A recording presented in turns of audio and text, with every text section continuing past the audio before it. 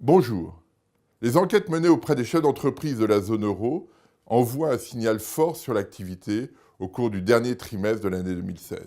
L'enquête Markit pour l'ensemble de la zone euro, l'enquête IFO en Allemagne ou l'enquête sur le climat des affaires menée par l'INSEE en France suggèrent que l'activité s'est accélérée en novembre et surtout en décembre au sein de ces pays. Ce point est important parce que par le passé, quand les pays accélèrent de façon autonome, eh bien cela se traduit par des effets de contagion d'un pays à l'autre et finalement on obtient une dynamique de croissance beaucoup plus robuste et beaucoup plus autonome. Ce point est essentiel dans la conjoncture globale. Et c'est en cela qu'il va falloir être très attentif, à la fois maintenant, mais aussi sur les premiers mois de l'année 2017. En effet, on n'imagine pas disposer d'impulsions fortes du reste du monde au cours des prochaines semaines, des prochains mois.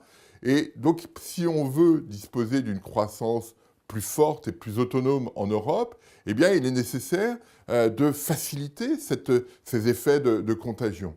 C'est ce qu'on avait observé à la fin des années 80, à la fin des années 90, quand chacun des pays voyait son activité s'améliorer parce que les conditions internes étaient un peu plus robustes. Eh bien, en raison des échanges très denses qu'il y a toujours au sein des pays de la zone euro, eh bien, ça crée des effets de contagion, des effets de synergie, et tout le monde en profitait. Tous les pays en bénéficiaient, et l'activité s'accélérait de façon significative.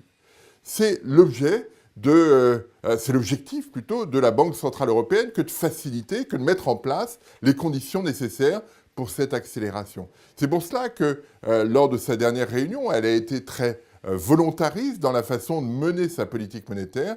Il est hors de question pour l'instant d'envoyer des signaux suggérant que cette politique monétaire pourrait, dans un temps fini, devenir moins accommodante. Elle veut créer les conditions pour que cette dynamique qui débute, qui n'est que dans sa phase de démarrage, que cette dynamique puisse prendre de l'ampleur et finalement donner à la zone euro une autonomie un petit peu plus forte. Et si on peut dépasser le 1,7% de croissance attendu par la BCE en 2017, eh bien la BCE sera ravie et tout le monde sera ravi de cette situation. Donc c'est cet enjeu-là qui va être important au cours des prochains mois, faire de telle sorte que ces effets de synergie s'accentuent et se développent, de telle sorte que l'économie européenne dispose de davantage d'autonomie, dispose d'une croissance un peu plus autonome, et la baisse de l'euro qu'on observe aujourd'hui et qui va continuer, on va passer en dessous de l'unité contre le dollar,